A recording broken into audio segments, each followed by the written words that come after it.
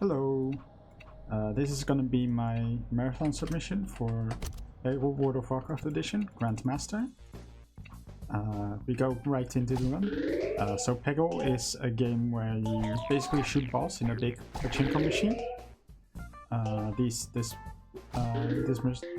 pachinko has like blue and orange pegs, and we have to clear out all of the orange pegs to beat the level. For each of these levels, the layout is going to be predefined per level, but which way they are colored is going to be random. There's always going to be 25 oranges that we have to clear out, but yeah, there's a good chunk of randomness in every level. This is the World of Warcraft edition, which is not a full game version, which has like 55 or 60 levels, but a freeware version of 10 levels, which is which has been commissioned by Blizzard, I think, somehow as kind of a cross promotion. I'm not too familiar with the World of Warcraft lore, so forgive me if I can't really add anything interesting in that aspect.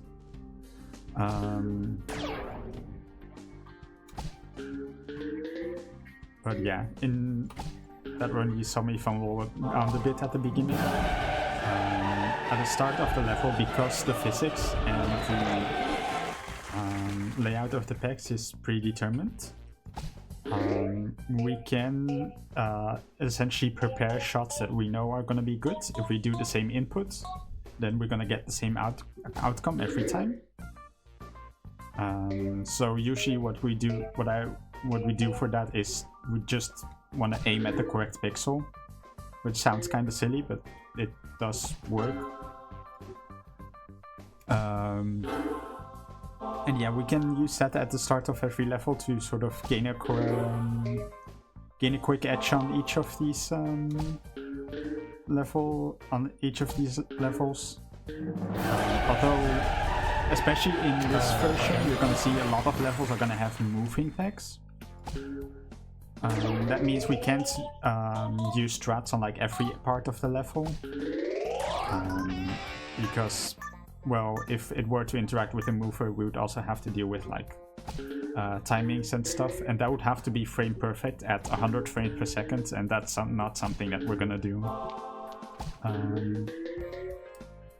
So for this level, it's kind of a bit we fiddle around a bit, but it we can pull off some cool shots too to beat the level quickly. I haven't talked a lot about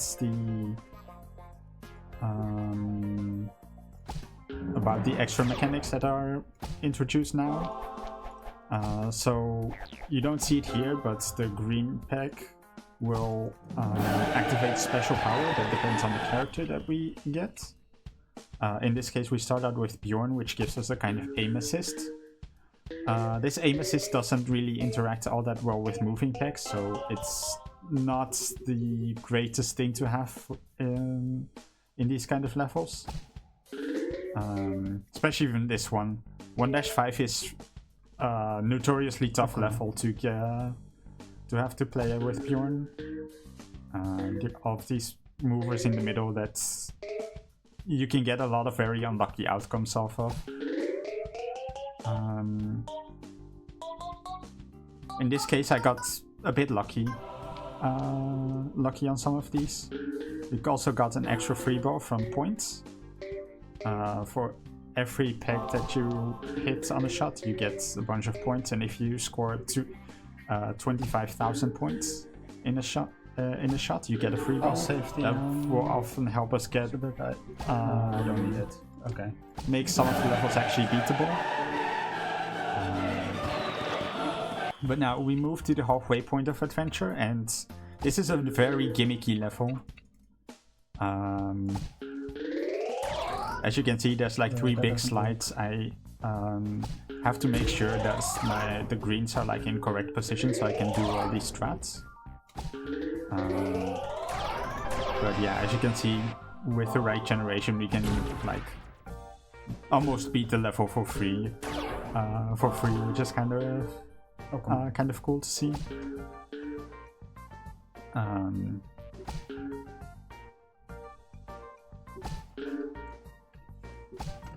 So yeah, the next level is this is about a bit of a funny level with the spinning pegs that are moving around. They have a way to kind of chaotically mix up your the shots that you're going for.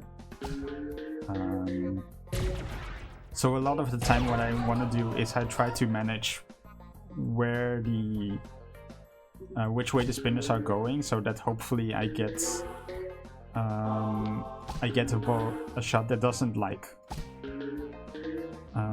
hold up the ball too much, such as this one. That tends to be less efficient than just aiming at the orange pegs directly. Now the next level is very interesting because there's a very convoluted setup that we're going for. This involves not only aiming at the correct pixel, but sometimes I have to also like adjust the shot with the arrow keys as well. So as you can see, the ball goes over to the left, and then once it drops down, in this case we got a bit of an unlucky outcome because of the movers, but you can get a second slide down the bottom there as well. Don't fully remember if we see it again after this level. We do have to play this this level twice more, so we in theory get two more. That was a very weird time get to see the strat 2 more times.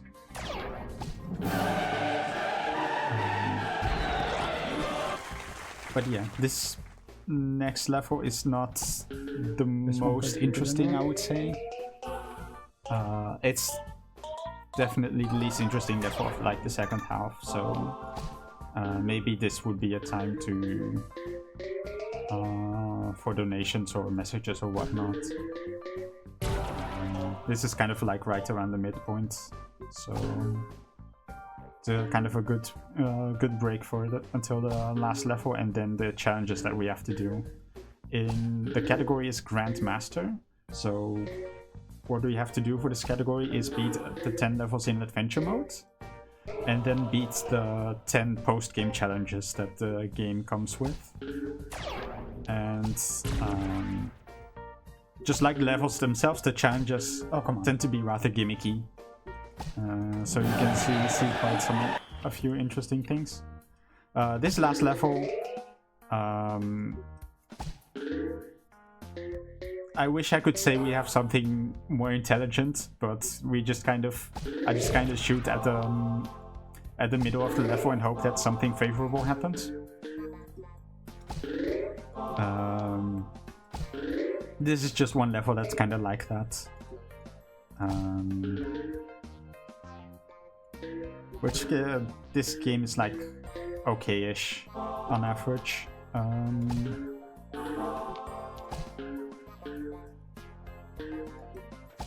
In that aspect. This would have been a competent. So after I'm done with this last spec, what we're gonna see is instead of moving on to a 2-second cutscene, I can back out to the main menu to skip that cutscene, and that still counts as beating the level. Of course, I forgot to set this again. In this case, we're immediately gonna starting out with the challenges, and in this case, we're gonna see a duel, which is especially on this very random level, duels add quite a bit of randomness. We basically have to play against a computer opponent, and we take turns shooting shots, and highest score wins. Unfortunately for us, the CPU is very capable of just absolutely styling on us. We didn't see a lot of it this time, but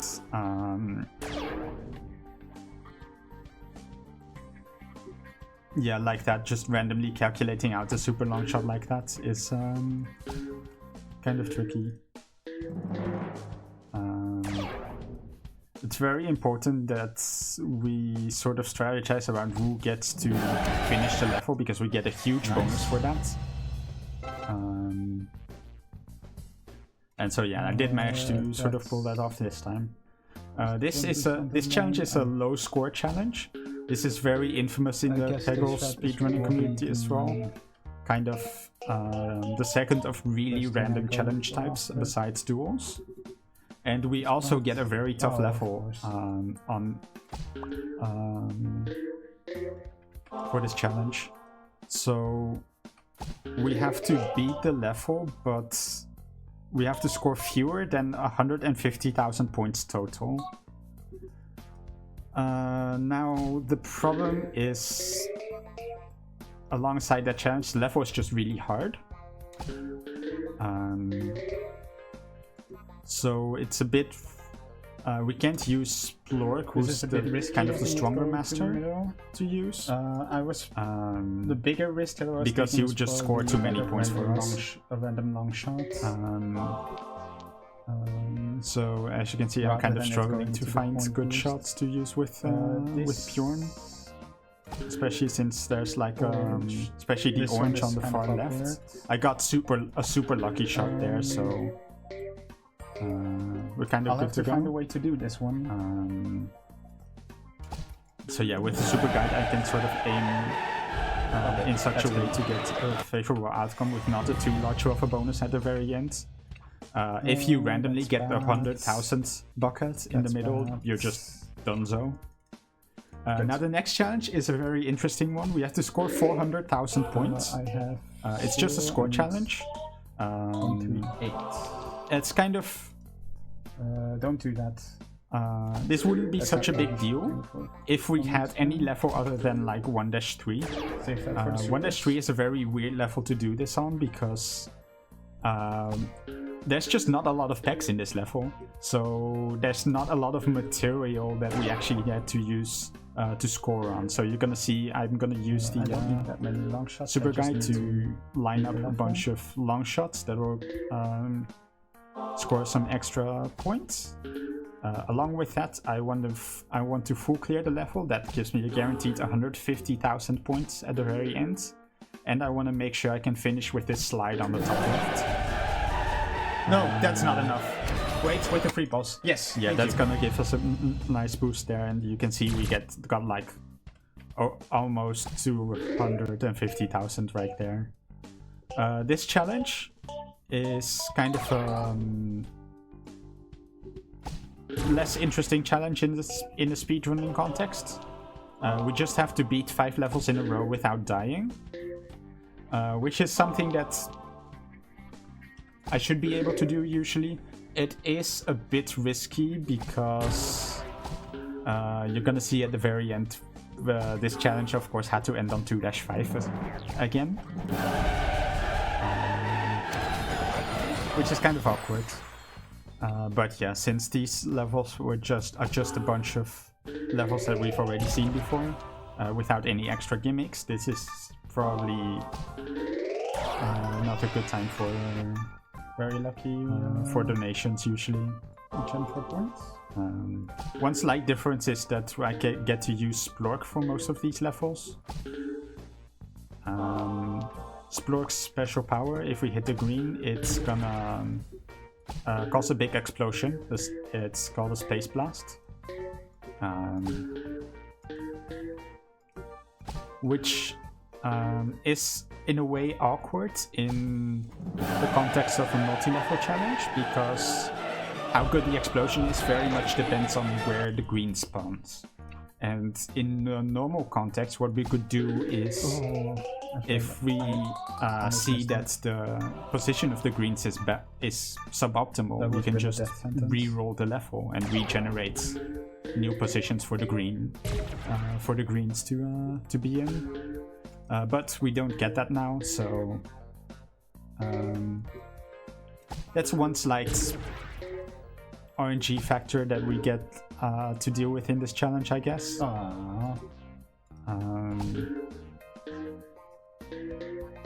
I wouldn't say this is like too deadly for me usually. I feel it like maybe once in the past like 10 or 20 runs, but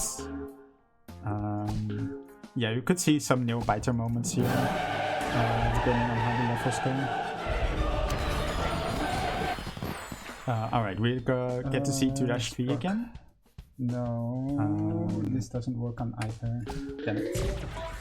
In theory, it's usually better to play this level with Bjorn, just because you're very dependent on that's a very subtle... having the strats. Oh, wait, that wasn't in reach. Okay, this does work. The entire strat line that we're going for actually work out without the blast like adding hits randomness this specific brick because of, here, it won't work. From space blasts. But in this case, we got a green on the first shot, and that means we can't use Bjorn because Bjorn actually affects the that's way. Because of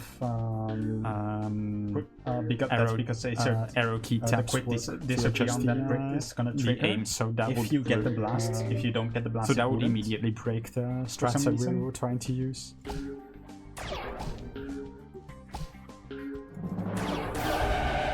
That was a kind of a wicked outcome. Very cool. Love those. And so we are back to 2-5 here. In this case,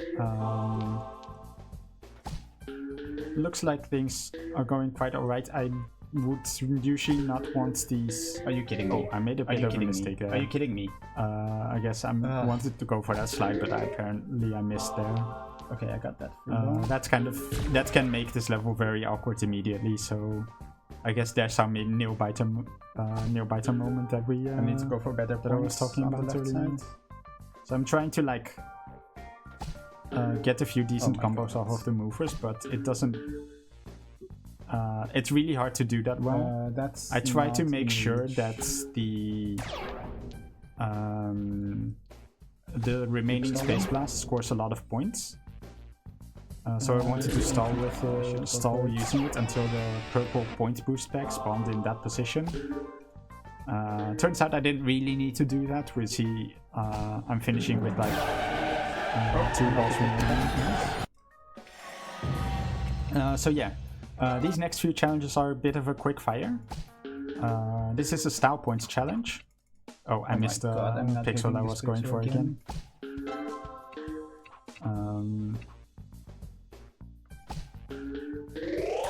I guess at the time I wasn't really warmed up on that.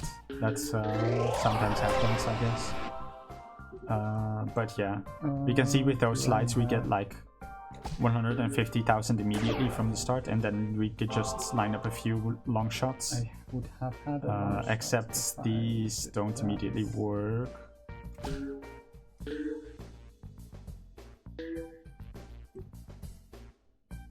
Oh, come on. So yeah, this level can be a lot faster. We just got a bit unlucky there. This next challenge is just getting 3 extreme slides, which we saw in Adventure that we can just get 3 slides really easily with a few quick strats. This is kind of a troll challenge. We need to get 5 free ball skills. What that means is hitting the ball off of one peg directly into the bucket. Getting a shot in the bucket gives you a free ball. So lining up these free ball skills, that's kind of the bread and butter. If you were trying to go for full clearing the level, that would mean beating. That was fast. Beating the level by clearing all pegs, including all the blue and green pegs, etc. That level doesn't actually change your character. But yeah, went by very quickly this time. This challenge is a more oranges challenge. Instead of the usual 25 oranges, we have to deal with 55 oranges total, which does mean we usually cuts a bit tight on having enough material to actually beat the level.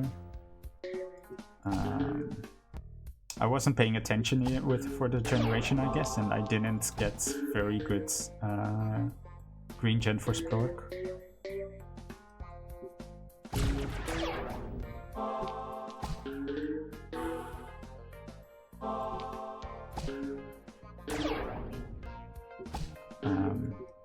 But as you can see, we can deal with the level just fine. And we even get to have 2 balls left at the end this time. The next level is 300,000 points with starting with 7 balls.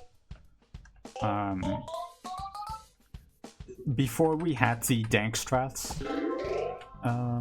this used to be a very random challenge, and we would often have to basically gamble on getting lots of points quickly.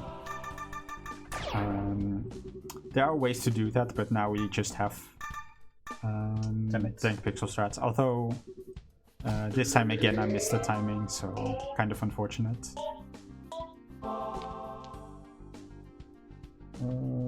Let's try doing this. I guess I'm trying to see if I can line up a shot on in this like tube section that sort of forms in the near the bottom. Ah, that bounces. Doesn't quite help that I didn't actually get nearly as many points, so I'm trying to stall a bit. Get some more points on this last slide. There's like a multiplier that goes up as like when you clear more oranges. So if you save like a big shot until later, then it's worth more points. This last challenge is that might be it. We start off with 1 ball and have to beat the level. Although, as you can see, you may notice that this isn't quite the same 1-1 as we saw in Adventure. This is like an edited version that has a few more slides available. I made a slight mistake there, and now I have to salvage it with a few free ball skills. But as you can see, I cleared quite easily, and that will be time. So yeah, I hope PB, I guess. Those watching enjoyed the one, and yeah, goodbye.